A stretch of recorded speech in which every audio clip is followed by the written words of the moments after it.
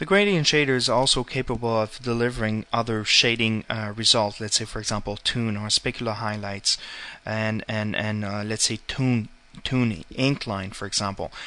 Here's how actually to achieve this this sort of result. So the a toon rendering is simple. It's actually a very hard transition between two colors. So you can actually create your own shading, toon shading, using the gradient shader, and that will allow you to get very customized actual result.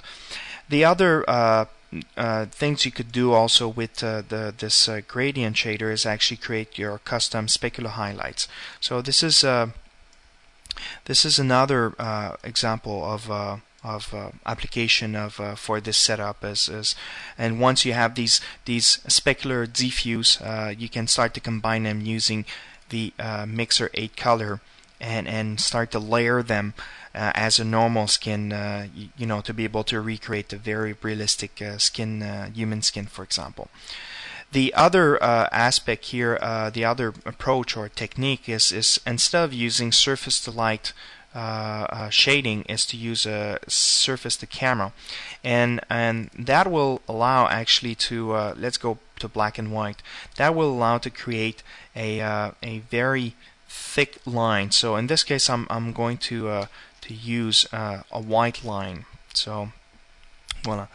If I you know, create this, I'm actually starting to create this sort of line around the border, so it's creating some sort of silhouette.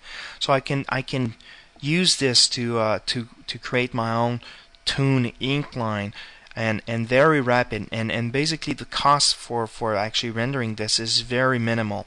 So you can actually crank up the actual render resolution, and that will create a very good ink line. So this is just a different way of actually creating these effects using the gradient, and you can still use the toon ink line.